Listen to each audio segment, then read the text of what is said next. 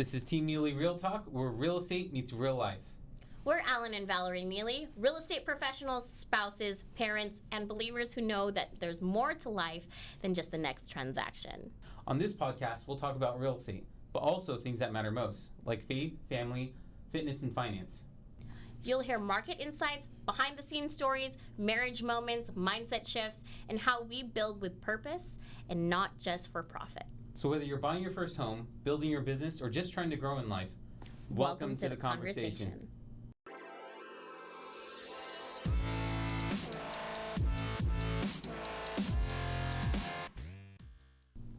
Thanks for joining us on Team Neeley Real Talk. Today, Alan and I are just going to have a little fun and poke fun at each other.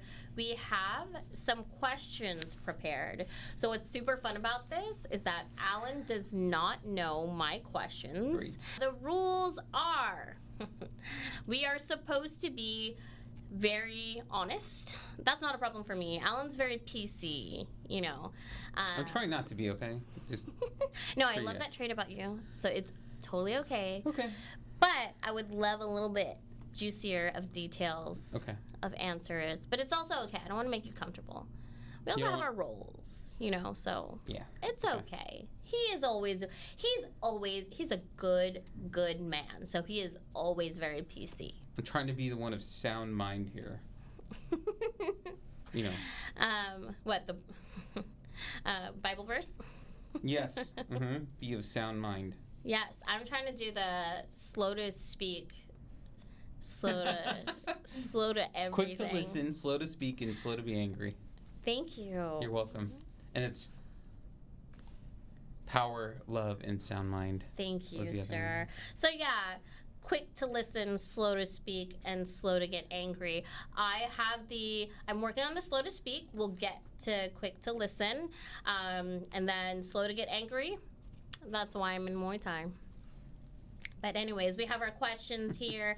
It should be fun. I want the honest truth. Nothing but the truth from you, sir. Okay, got it. Got it? I'm on trial. So it doesn't matter. Okay, so those of you who don't know us, we are married, and we have been married for 17 years. We actually celebrated our 17th anniversary this past weekend. Let's go. 17 years. Yeah, you took me out to dinner. It was so nice. Multiple dinners. Multiple dinners, because I am a foodie. But yeah, so this should be fun. What a way to celebrate our 17th anniversary. Let's go, Alan. So do you want to rein us in with the first question, sir? Sure. Okay. Yeah. Let's go with question number 1 here. All right. Okay, ready? I don't know. All right. What's one thing that I do at work that drives you absolutely crazy, but you've learned how to live with it?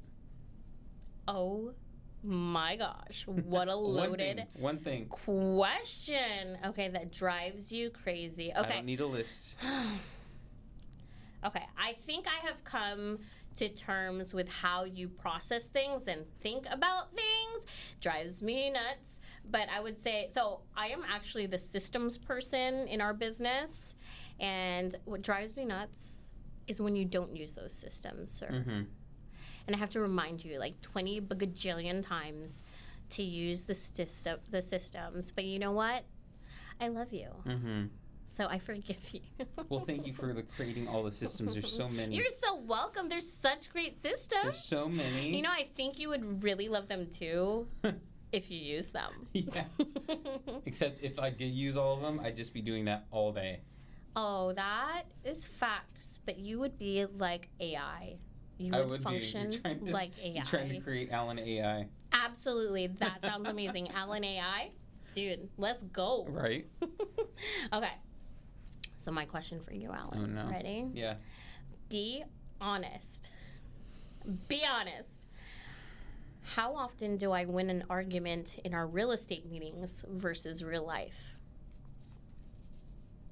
In our real estate meetings versus real life. I would say, like, and just being 100% honest. That's what I asked. That's literally the first few words there, sir. Yeah. Be honest. I will say it's probably like 80-20. What? So like 80% you're right. Okay. 20% I'm right. Okay, in real estate meetings versus real life. That's like both. What? Yeah. So like, okay. So the numbers. So I'm are admitting for, that like you're like winning the fights is what I'm admitting. Thank you. 80% is a really bad number. It's not. What are you expecting? 100? At least 95. No. Yes. Okay. But you know what? here's the thing. Okay. So we are Asian. 80% is not acceptable. I know it's not. But then again, I'm only half Asian, so exactly. That's why 20% is such an amazing it's score. a pretty good score. You know that?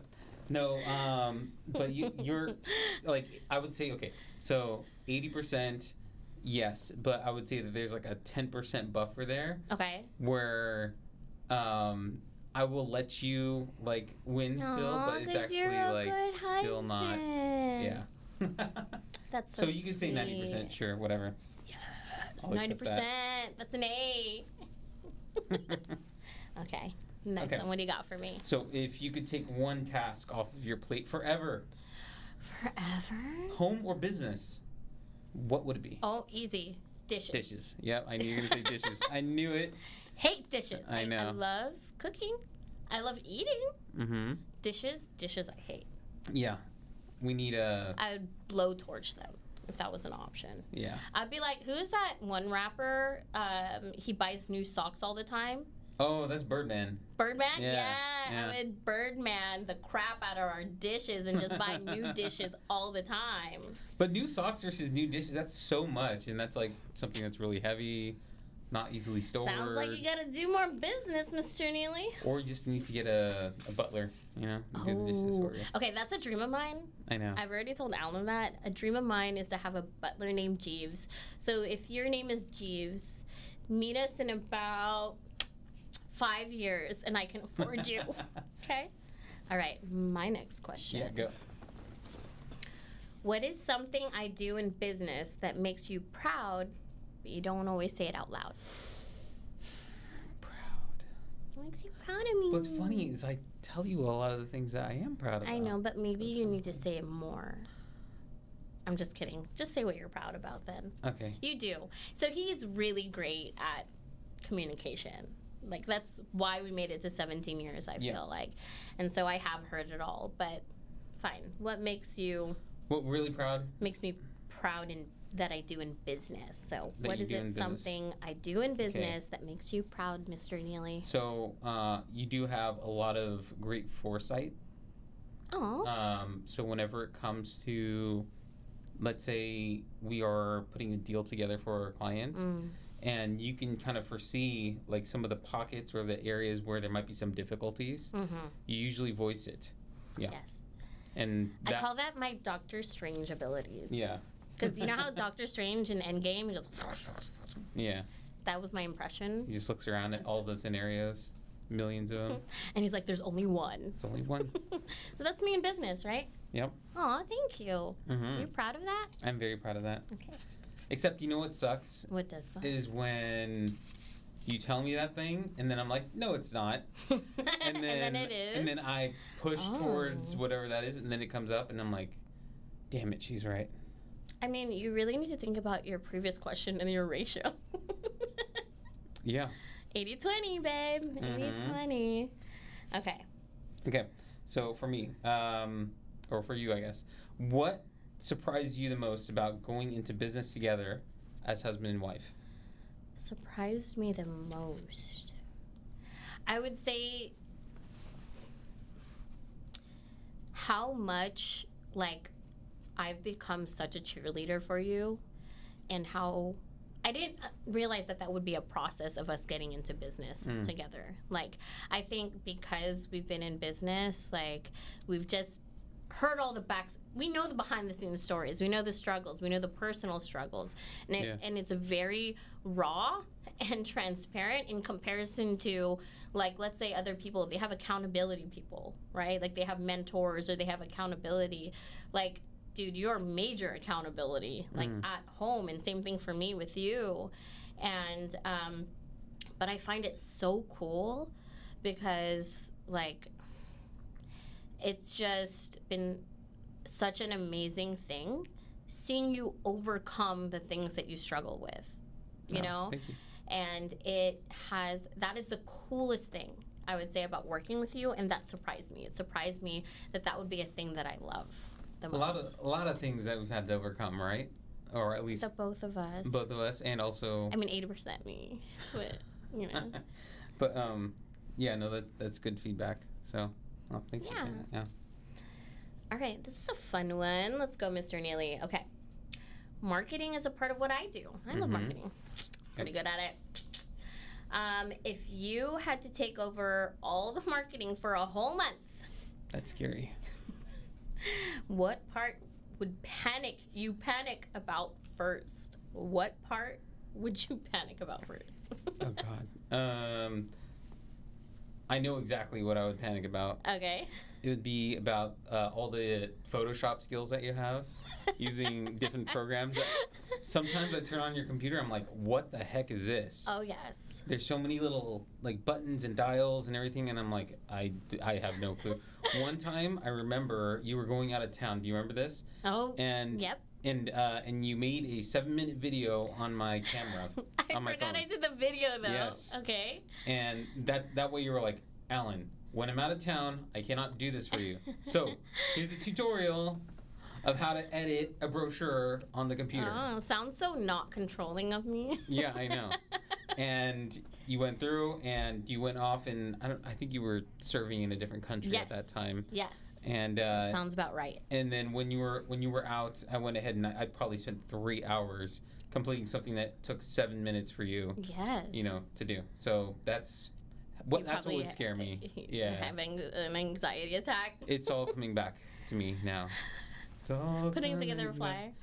Yeah. I think it was a flyer, Alan. It was just a flyer. Oh. A brochure. No, it was a brochure. Alan, a Bible brochure is literally a flyer that folds open. Yeah. Same thing. Whatever.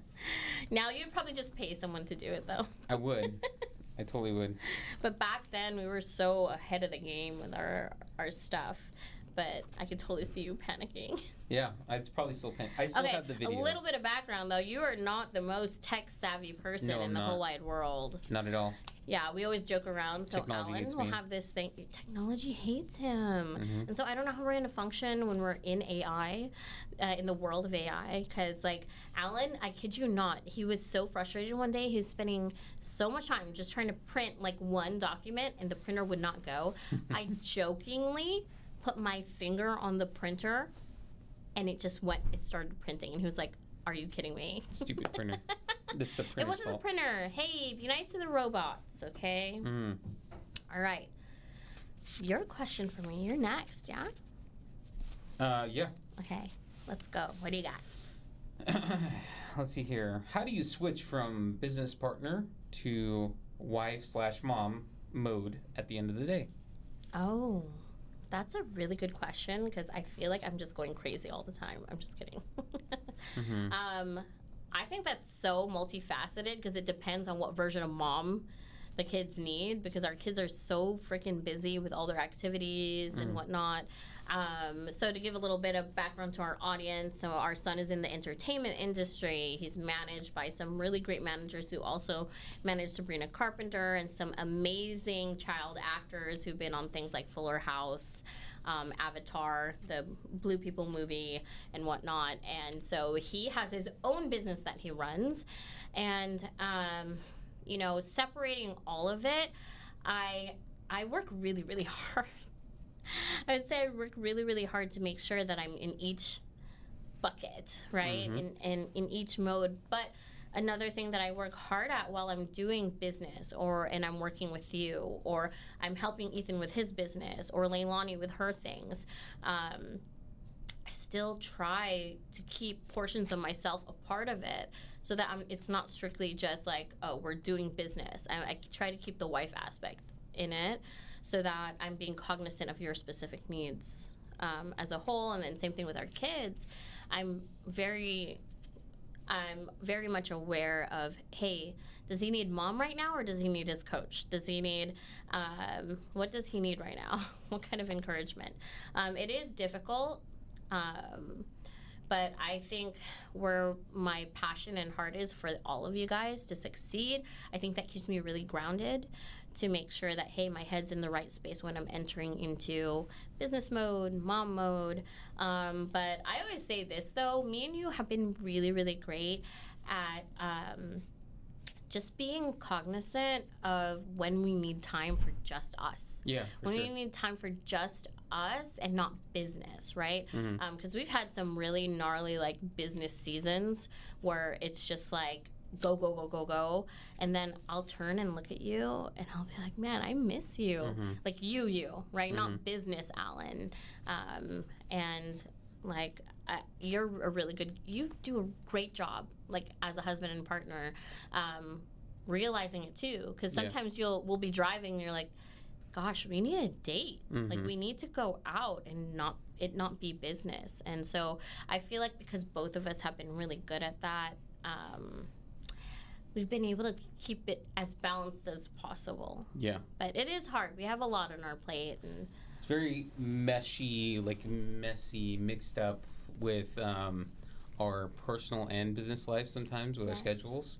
So sometimes getting away like during a lunch during a business day can be us not just grabbing lunch as business, but hey, like let's go explore this area. We have a couple hours. That's so true. And we'll use that as personal time, kind of interweaving it into our schedule. Yeah, I love our day dates. Mm-hmm. Those are fun. I feel like we become so spoiled though, because we don't like lines, we don't like crowds, and because we can do day dates in business, like we can avoid that if we want to. For sure. But you've been so great as a husband, being able to call it out when we need to do that and making space and time for that.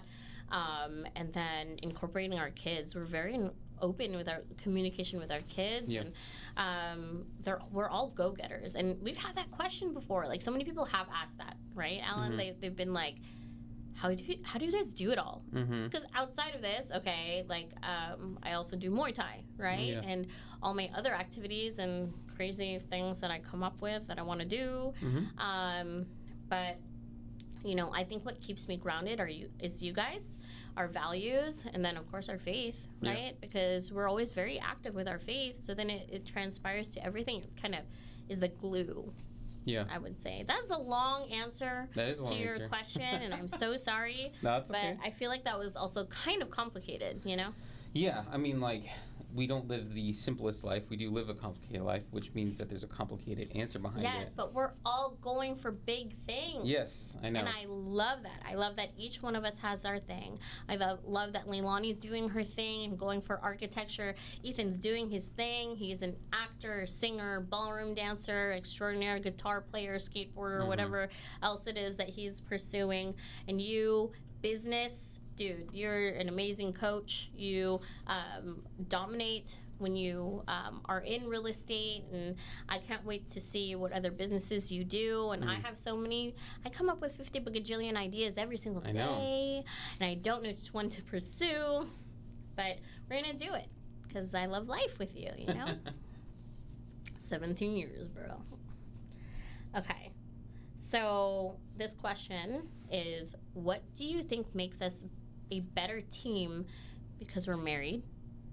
Actually, it's a twofer. So what makes us a better team because we're married, and what makes it harder? Mr. Neeley?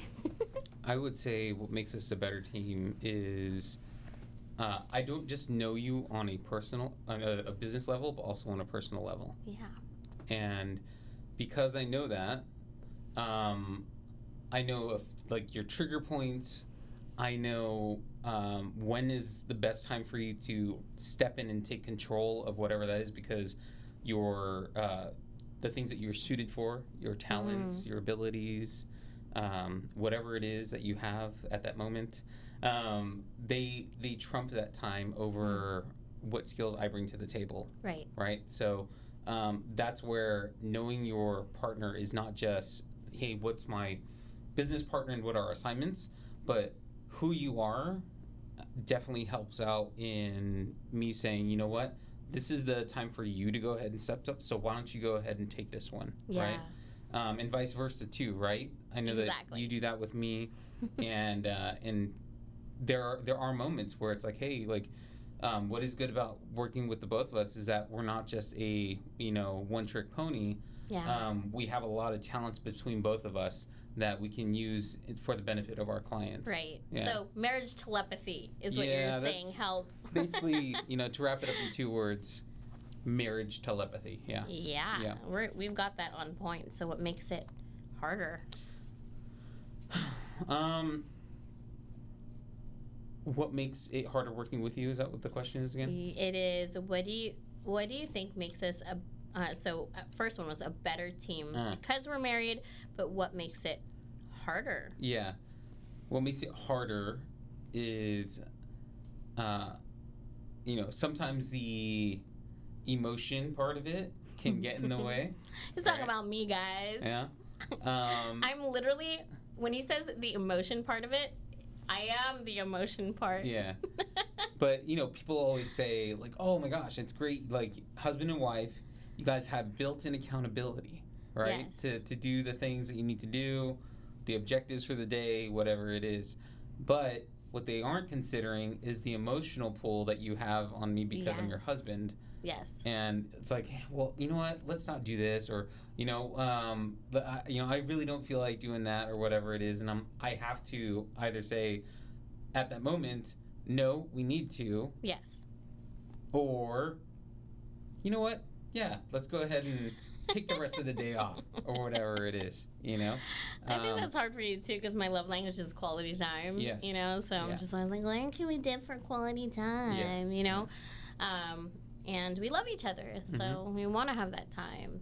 But it does make it hard when we're both on the same, like, hey, Alan, you want to go to the beach today? I know. So that's a dangerous thing. What you're saying is what's hard is I'm a bad influence. Yeah, that's exactly right. I can be a bad influence. You know what? You stole the words right out of my mouth. Aww, I think you wanted me to say it, so you didn't have to say it. So you didn't get in trouble. You know what? You won that conversation right there. Look at that. You're a smart man, Mr. Neeley. You're going up to 90% now. Let's go. Okay. 90%. All right. Ready? Always. Number 5 is, what's your favorite victory moment that we've shared together in the business? In the business? Yeah. Ooh. What's your favorite victory moment? Favorite victory moment. This is a hard one. I know. When I wrote that down, I was like, oh, it's going to be a tough one. Because you know why I think it's hard? Because we have so many wins. Mm-hmm. It's like so many losses also. Yeah. Don't neglect I'm not going to neglect the losses. But the favorite victory moment. In business. Okay. I'm just going to say what comes to mind off the top of my head. Go. So it's funny because it's not numbers. It's not anything associated with that, because we've gone to Hall of Fame with our brokerage. We've been top agents within our office and all that kind of stuff. But it's not the awards and accolades that resonates with me as special moments. It's actually that one time where we were with these sellers in Lake Forest, and I'm sure you remember the property after I describe it, but essentially they had been interviewing another agent. And during that time, that agent was trying to heavily discount, like beyond what is actually reasonable. Like, you would not be, if he was doing photos of any kind professionally, he would not be making a profit off of it. And I remember in that moment, that was the first time where I really sat down and I asked the question, because you always ask the really, really good questions, but I was asking the wife, what's the end goal? Like, what is it that you want? And when she told us the number, because it was actually a bottom line number, his discount was, even with his discount, you take all the third-party fees and everything, you took his discount, they were nowhere closer to what the bottom line that she was even thinking about. Yeah. And so I actually broke that down in numbers, and you helped with the numbers. And even though it was like a combative thing, where she was like, well, he's charging only like this amount. And when we really took took a look at our marketing strategy versus their marketing strategy, our fees versus their fees, we fought for more than what that agent was saying that they could do for her. Yeah. And not only that, you know, we have a big philosophy. If they cannot negotiate their commission, which is their money, what makes you think that they're going to negotiate for your money? Right. Exactly. They're not going to negotiate for it. They actually showed you their negotiation tactic, which is, oh, you want to get this deal done? Discount. Slash the money. Discount. They're showing you their marketing proposal. And I think that was so special because we did it so flawlessly together. And that was the first time we did that. Yeah. You know, so. That's a great victory. It was a great victory. And I know exactly what house you're talking about, too. It was a great house. Yeah. And you know, if you remember correctly, we actually got $25,000 above the list price. Right before the cool down. Actually, the cool down was starting. It was right there.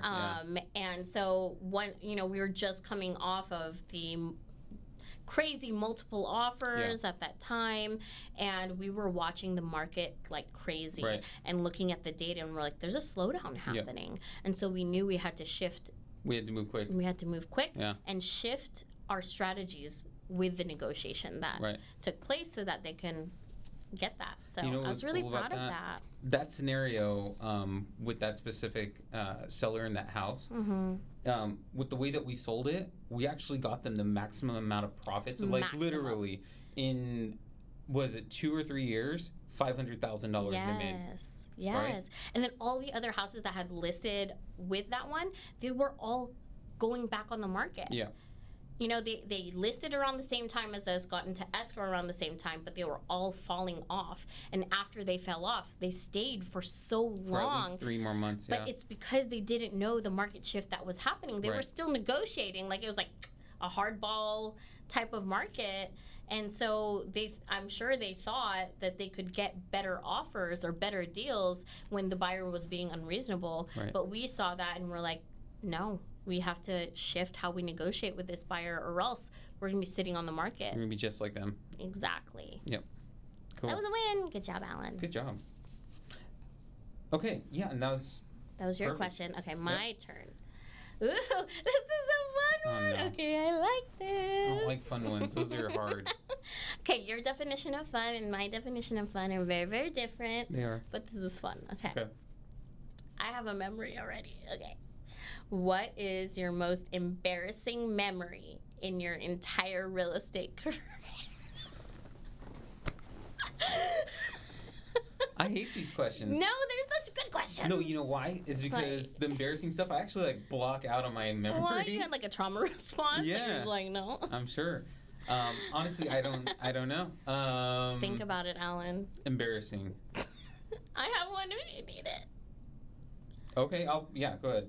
Give it to me. Good. Okay.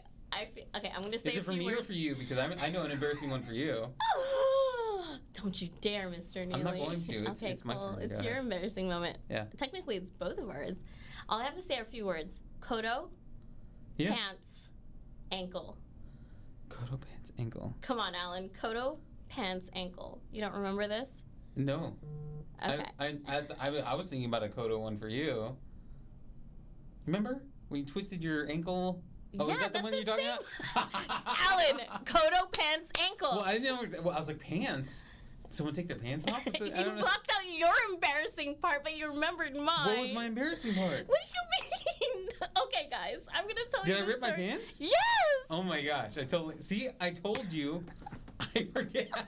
I blocked this stuff out. Alan, Chris, how do you forget this? Bring it back to memory, and then I can totally relive this.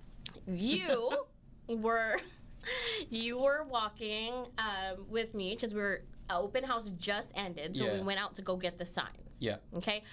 Because you're a gentleman, you usually go out to get the signs. So I was sitting in the car, and then you come back and you say, Val, you're gonna have to get the signs. And I was like, why? What happened? And you're like, I ripped my pants. and then you turn around and it was like straight split down the back. Like I could literally see your underwear through your pants. And so like, I mean, we're in Kodo. Yeah. Like Kodo is Kodo, yeah, right? For sure, and for so sure. you didn't want to be walking around because what you did is you tied your suit jacket I remember tying my around suit your jacket. waist so that nobody could see your chonies. I didn't remember. And but you were asking me to go get it, so I was like, okay, fine, I'll go get it. You took off your jacket and sat in the car. Yeah. And then you're driving me around, and then someone yells, Team Neeley! And Yeah. I look and I turn. It's one of our friends / Yeah. clients. I go, hey! And I am in my heels, and my ankle rolls, and I sprain my ankle in the middle of the street, in the middle of Kodo. Yep. Kodo de Casa. And Do you remember it was because of the reflector that you... Yes, so I put my foot on the reflector and my foot just went blank, right? And then I could not get up. It was one of those sprains where it was just so bad I could not put any weight. So I was like hopping on one foot. So I was on the floor. Yeah. And then you come out of the car with your ripped pants to come help me up. And I could barely walk. We just looked like fools. Yeah. In the middle of Kodo, and there were people driving by. Terrible and day. we were trying to market to the neighborhood and get people to know us. Like that was really bad. Well, that's one way for them to know us. Yeah, it's like, hey, the dude with the ripped pants. You guys like are SpongeBob. the hot mess over there. I want to sell my house with you. Yeah, and then I had to do an open house after in crutches, and that house had stairs only to get inside. So I crawled up the stairs, Alan. Yeah, I don't remember that crawled up the stairs. But yeah, I think it was just a big traumatic day. I can't believe that you blocked I try to live my life with the least amount of stress as possible, so I just erased it from my memory. Alan in his ripped pants, walking around Kodo. I don't even remember how I ripped my pants. Do you? I think it was getting the signs. You know what? I think I like jumped up on the curb or something like that, and like did a stupid like, you know. That I don't know. So you, Alan. And then all of a sudden, that is so you. That is me. Yeah. Okay. Good one. That was a good one. I got your next one. Thank you for the assist on that one. Yes. So, but on a scale of 1 to 10, how good are my negotiation skills? Oh. And hold on. How often do you secretly outdo me? Scale of 1 to 10. Let's answer the first part. Okay, scale of 1 to 10. How good are my your negotiation skills are a 10. Like, I love... That is one of my favorite things about you. Like, I probably shouldn't love it as much as I do, but I love hearing you negotiate. Yeah, thank you. It's so handsome and hot. Oh. Well, thank you. Yeah, I love it. He's a great negotiator. Yeah. It's just a skill. Like, you just flow with ease. And, like, I love the way that I know in advance where you're going with the negotiation and how you just drive the conversation through the negotiation to make it work. Like, you do it with finesse and skill, and it's just something that you're so good at. Now, what was the other one, how often do you secretly outdo me in negotiation? Secretly outdo That's you? What I asked, yeah. I mean, in real life, yeah. Like, it's a secret, so you're not... Personal life. Mm-hmm. I say I do it all the time. Oh, gotcha. Okay. Well, the secret's out. You always secretly out-negotiate you. Yeah. Yeah, on our personal stuff, that's for sure. Yeah. It's because I subliminally plant messages in your head. So then it's not really well, I guess, is that negotiation or is that manipulation through subliminal messaging? There's a fine line. Fine line. Between negotiation. You love it. You love all the things I negotiate. Mm-hmm. All right, question for you, Mr. Neeley. Okay. When did you know this business wasn't just a business, but a calling for us? I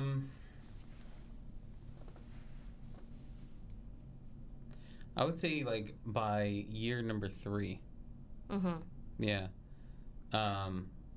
Reason being is the first year that I went into the business, it was me leaving banking, and you were there, but you were just in the background, right? Like, you weren't licensed, but you had experience in mortgage lending and things like that. You were playing backseat driver, right? It's my favorite thing to do, Alan. I know. You still do it. Right? But, yeah, I would say year 3 because that was when we, I think, really started to get some traction. Yes. And it felt like a business, yeah. Yeah, for sure. I mean, the first few years it was, well, what am I doing? Like, how do I figure this out? Right. Right? But then after, like, year 3, we started getting, the important things down.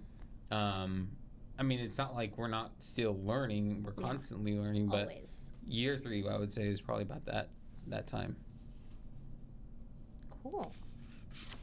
For you, what's one way your faith has changed since we started working together?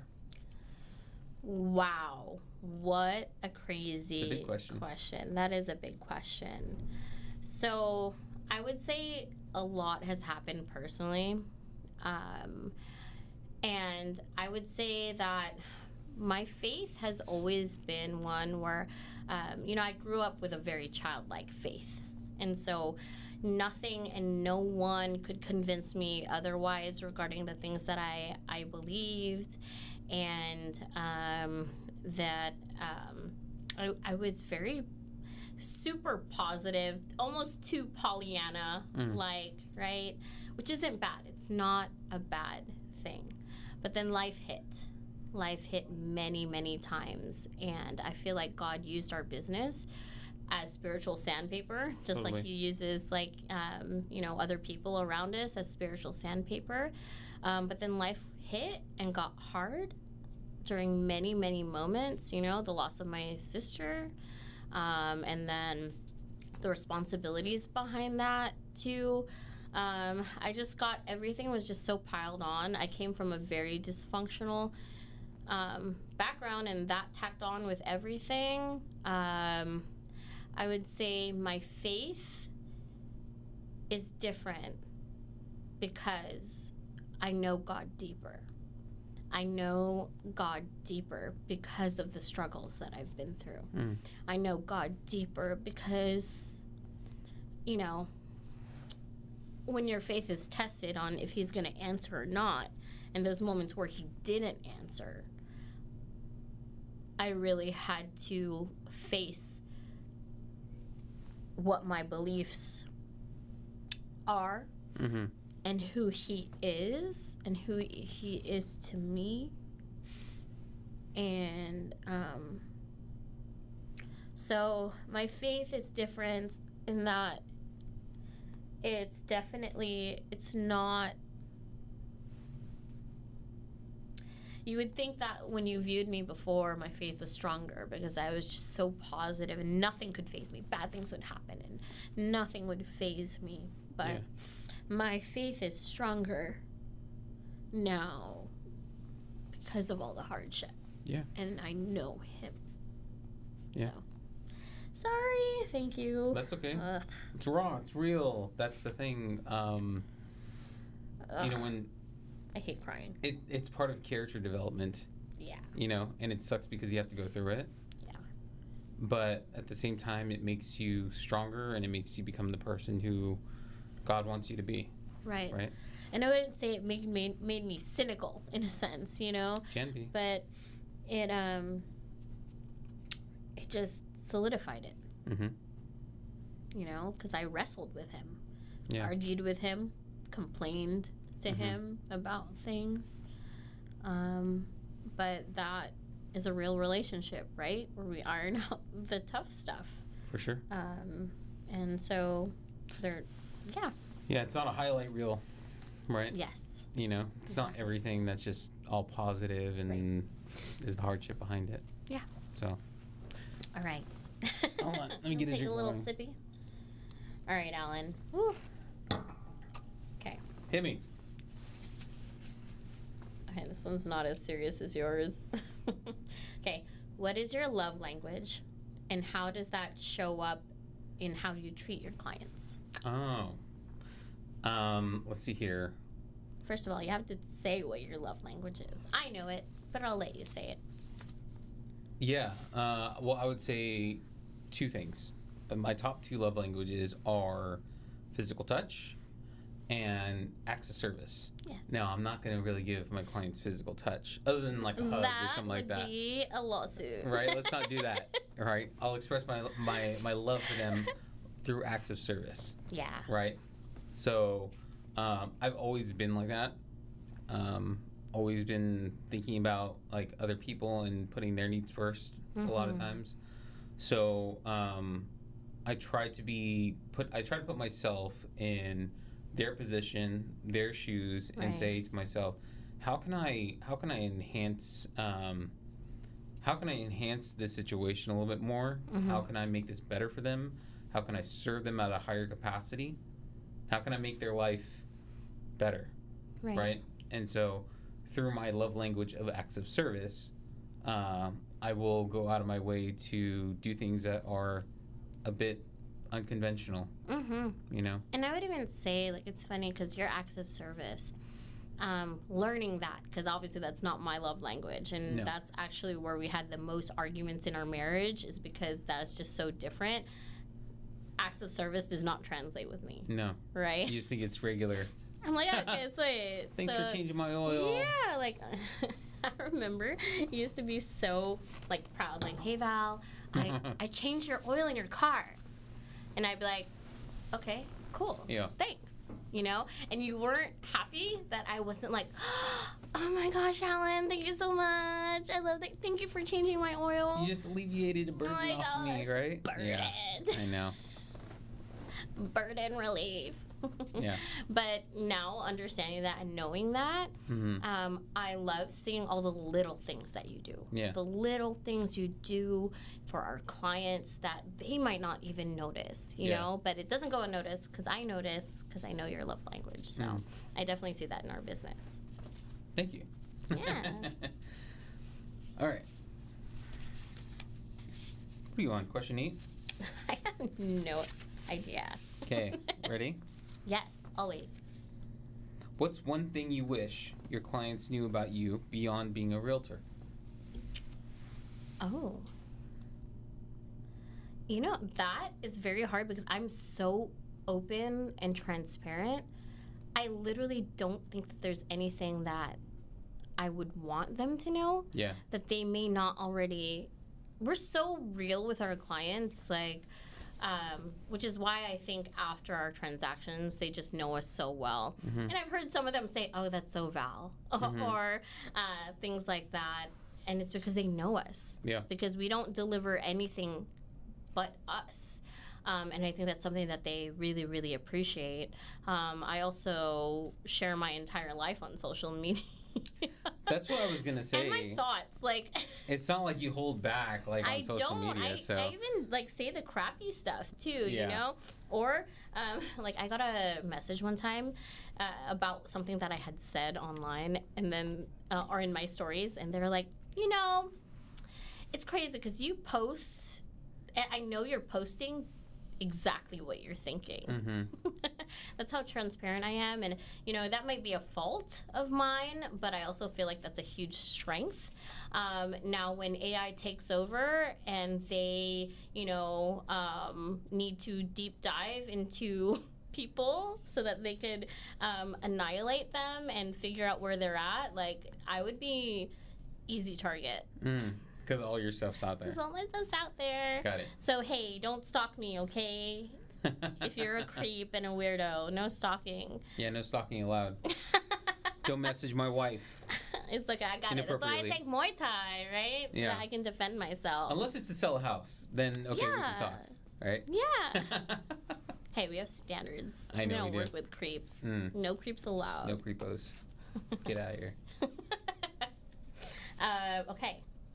So, if you could outsource one part of your day, your day-to-day in real estate, what would that be? Outsourcing it? Yes. Day-to-day. Day-to-day. The things that you do day in, day out that you're just like, you know what, I would love to outsource this. What would it be? How do we unburden Alan with what has been? Don't go there. Love you. I mean, the things I don't like are probably delivering bad news, of course. Oh, yeah. Right? Because I'm always in charge of that one. You're so good at it. I'm horrible at it. Let's be real. That's not a strength of mine because I'm just not as kind as you. Yeah. Well, I mean, there's a reality to it, and is that, when you're doing this business, it's not always sunshine and daisy like see on Instagram or just always winning. Mm-hmm. There are moments where, there are some setbacks, Sometimes, it's a difficult market for a buyer to get their offer accepted on a house that they really love, know? So having to deliver that message, I would totally hey, you know what? AI, go ahead and take that over. I don't want to do that anymore. Please deliver a message that is super sensitive and empathetic to their situation. See, what's hard about that is I think because my love language is acts of service, it's almost a complete opposite. I can't serve you by giving you that thing because there wasn't a victory there. Right. Right. Yeah. Yeah, I can totally see that. So that, what's so funny too is that people don't realize that that's what AI cannot replace. Yeah. Is the way that you deliver that, because you're not just, I've seen you, when you deliver that news, you're there for them too, though. For sure. You help them process, you help them grieve the situation. I'm usually grieving with them. Yeah, you're usually, that's the thing. That's what they feel. They feel that you're grieving with them, and you help them through that situation. Yeah. And you're so skilled with that, and I just love how you are able to help people through that, because people don't realize that in real estate, there are things that are very, very hard. You're dealing with people. Yeah. And people can hurt other people. Yep. And situations can be outside of your control. And when they are you dealing with someone who could help you through that? And we're not paid to help you through it, but we help them through it, right? Oh, okay, I'll say you help them through it. I help them through it. But you're such a great counselor. And that's why we have so much, I feel like so many people have so much respect for you, because they know they can go to you. Sure. And I feel like that attribute is also the reason why even after we close, they meet with you for a coffee. Sure. They call you up because, Alan, you just are so filled with wisdom, and you bring peace. Yeah. Bring peace to chaos. I love doing life with people. Yeah. Even though naturally I'm more of an introvert, and I had to get that pulled out of me in my earlier part of my life. Yeah. If I didn't, I would totally be behind a desk and just be methodical and logical and unemotional. But I'm not like that. And I'm glad that I was able to get pulled out and be able to service people in the best way through it. Yeah. I mean, that's your servant heart. Yeah, right? For sure. Okay. Is it my turn? Yes, sir. Oh, okay. I mean, I could go if you want to answer the questions, sir. All right. You know why I think you get confused? It's because I'm answering your questions too. We just end up having a whole conversation, and I know. And it's not just a here's my question, there's my answer type of thing. Yeah, so, okay. So if we weren't doing real estate, what do you think we'd be doing together today? Oh my gosh! I know. I cannot picture a world without us doing real estate. I thought about when I wrote this down. I thought about it for a little while. What? Yeah. Oh my gosh. Okay, let me think for a second. I want to give an answer because I haven't even thought of this Okay, I guess I think I know, right? What's your instincts? What do you think? You would be in ministry of some sort. Okay. Pastoring people and whatnot. And I would probably be doing whatever the hell comes to mind. I'd probably have other businesses. Yeah. And dabble in 50 bajillion other businesses, because I just have such an entrepreneurial spirit that I don't think I would not have lasted in my corporate jobs if we're not in real estate. That is for sure. I would not be happy. And we both know when I'm not happy. No one's happy. No one's happy. That's right. You want to know my answer? Yes, okay. I do. Even though this wasn't my question. It's okay. Sorry. I love it. But it was actually kind of different from yours. So, oh, wow. Before we got into real estate, I was in banking, right, in finance. Yes. You were kind of jumping around from place to place a little bit, banking, lending, stuff like that, right? Yeah. I actually was like, okay, if we weren't doing this, what would we be doing? I wasn't necessarily a creature of change so much because you really pulled that out of me, right? Yeah. Yeah, no choice. Pushed me into the deep end a lot of times. Shoves. Teeped you. Yeah. But yeah, so like I was thinking, okay, I would probably still be in the same industry. I'd be 20 years in at that time, maybe a manager. Or district manager or something like that. Yeah. So why the reason why this question really doesn't it doesn't work, because it would have to be a scenario exactly like what you're saying. Yeah. Where we were not married. Right? Because our marriage plays a big role into us getting to this. Well, the question is, what will we be doing together? So, hopefully we'd be married. Together. What do you mean, hopefully? We would. You would have a choice. You can't escape me. If you weren't so unhappy without the changes that we were doing.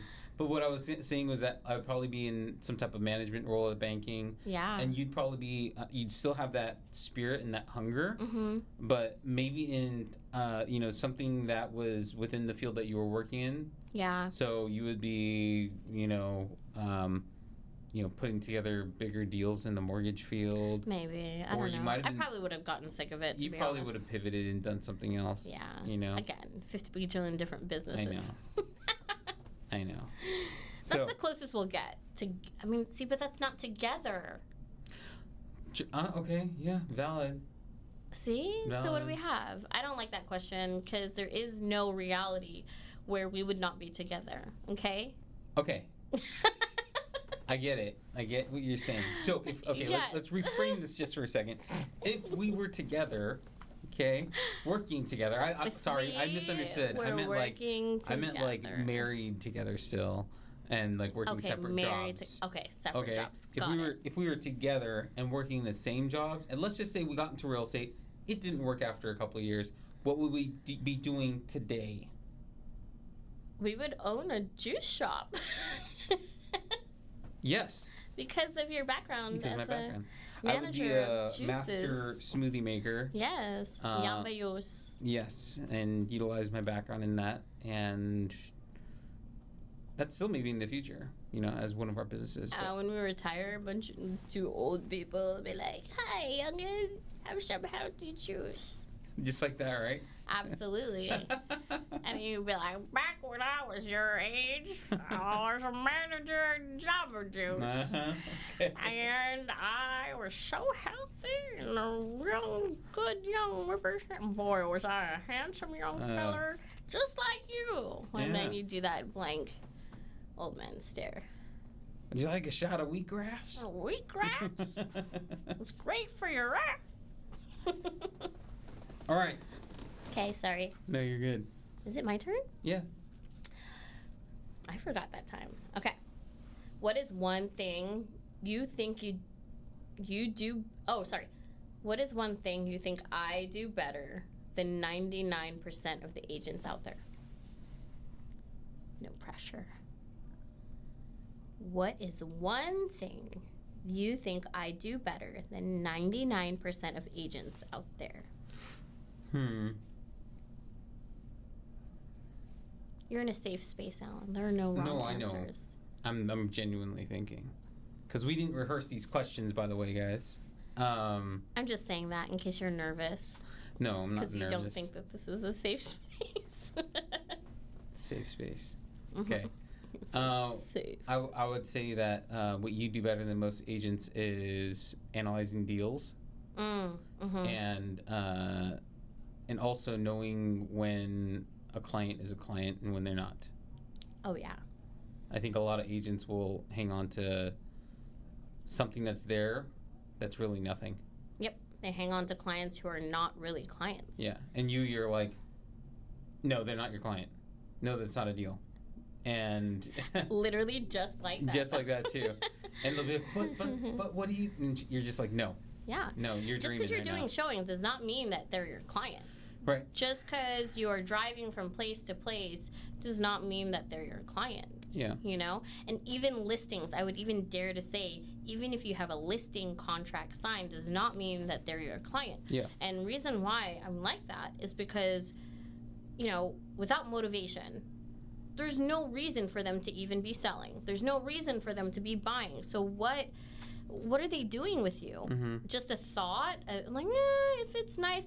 If the real estate market were a place where it's just like, yeah, well, if it all works out and it's nice, and you're not actively pursuing it and understanding what you need and what you want for the long term and all that kind of stuff, you're just chasing your tail. Totally. You know? And you need to know what the end game is, or else it's a waste of time.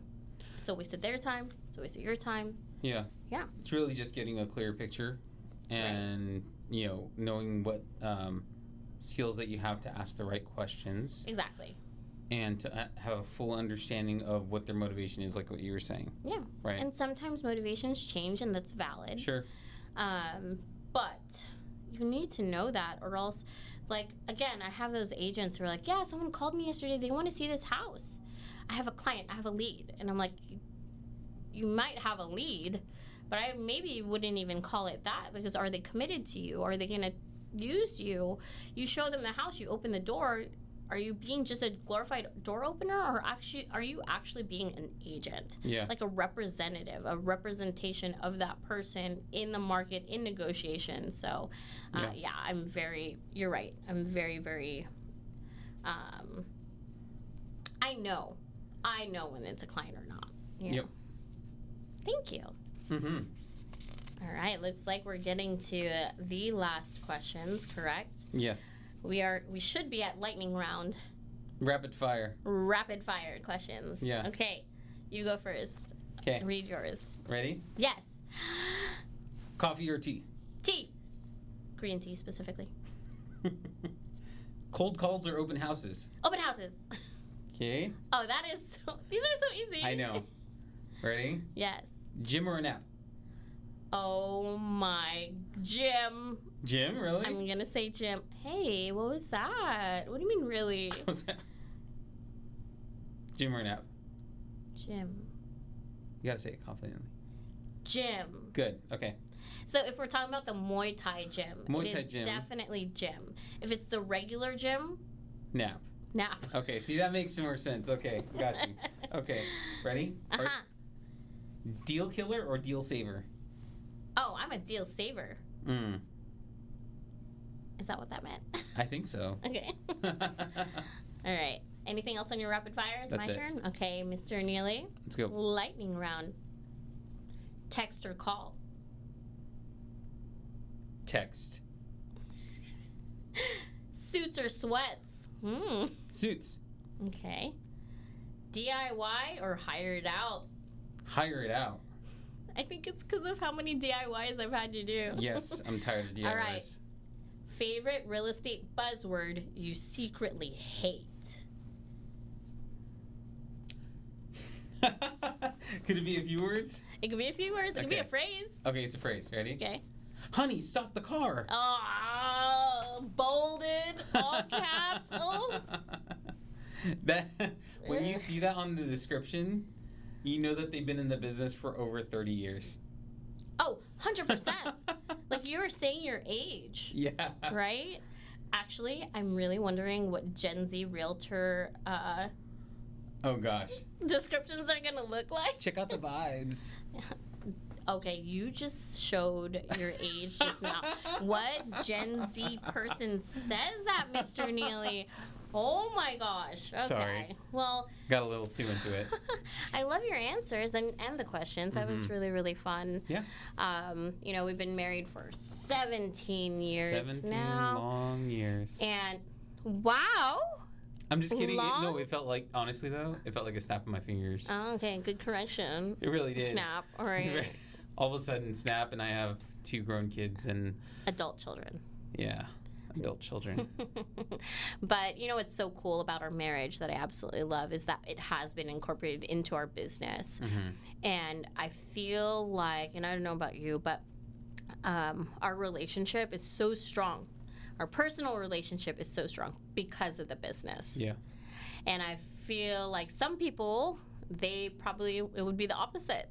They would probably be divorced because of being in the business together. You're not wrong. And that's happened many times. Many times. Yeah. You had a lot of couples that can't handle the stress of running a business and maintaining their relationship at the same time. Right. So I appreciate you. I appreciate doing business with you, sir.